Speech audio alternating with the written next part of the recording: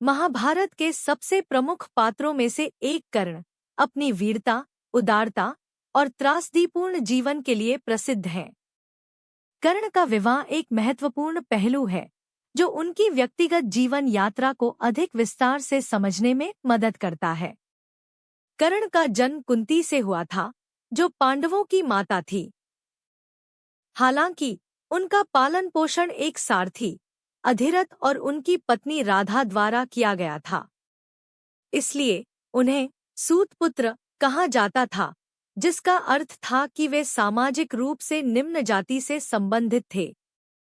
कर्ण के इस जातिगत पहचान ने उनके जीवन के हर पहलू को प्रभावित किया, जिसमें उनका विवाह भी शामिल था। कर्ण के विवाह की कहानी का उल्लेख महाभारत के कई संस्करणों में आता है, हालांकि यह प्रसंग मुख्य कथा का एक छोटा हिस्सा है। महाभारत की अधिकांश कहानियों में कर्ण की पत्नी का नाम स्पष्ट रूप से नहीं बताया गया है, लेकिन कई पुराणों और लोक कथाओं में उनकी पत्नी का नाम वृषाली बताया गया है। वृषाली अंग देश के राजा की बेटी थी और कर्ण अंग देश के राजा बनने के बाद उनसे विवाह करते हैं। वृषाली एक साधारण और धार्मिक प्रवृत्ति की महिला थी, जो कर्ण के साथ अपने जीवन को आदर्श रूप में निभाती है। उनके विवाह के पीछे एक बड़ा कारण कर्ण की राजा बनने की स्थिति हो सकती है, जिसने उनके विवाह को राजनीतिक दृष्टिकोण से भी महत्वपूर्ण बनाया। कर्ण का वृषाली से विवाह एक साधारण विवाह था, जिसमें कोई विशेष राजकीय समारोह नहीं हुआ था। महाभारत में वृषाली का चरित्र बहुत कम उभारा गया है। हालांकि कुछ लोक कथाओं में उन्हें एक आदर्श पत्नी के रूप में प्रस्तुत किया गया है, जिन्होंने हर समय कर्ण का साथ दिया। जब कर्ण कुरुक्षेत्र युद्ध में अपने भाइयों के खिलाफ लड़ रहे थे, तब भी वृषाली ने उनका समर्थन किया। वृषाली का जीवन उनके पति की तरह ही त्रासदीपूर्ण था।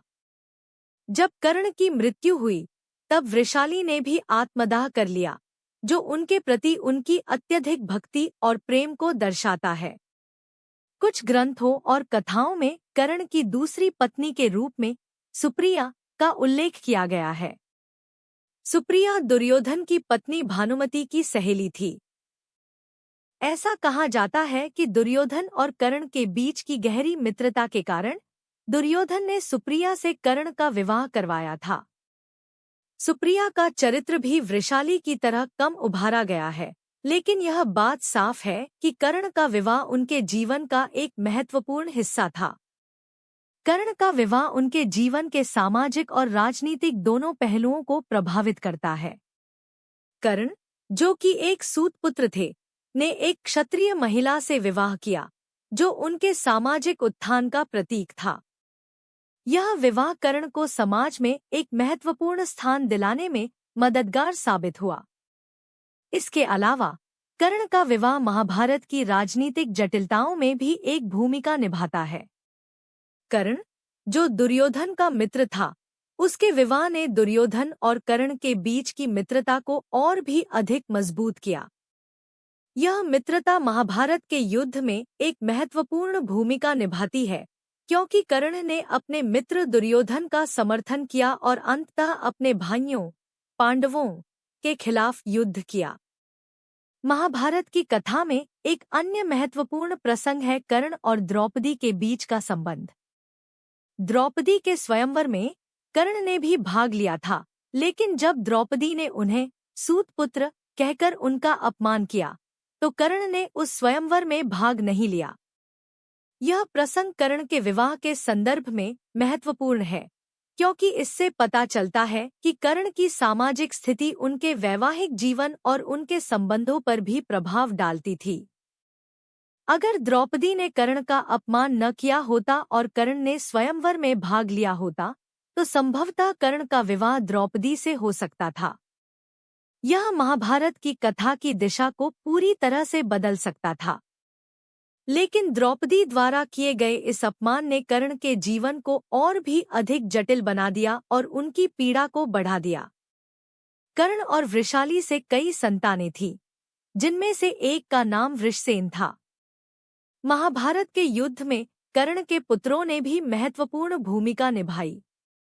कर्ण के सबसे बड़े पुत्र वृषसेन ने कुरुक्षेत्र युद्ध में बहादुरी से लड़ाई लड़ी और अर्जुन द्वारा मारे गए।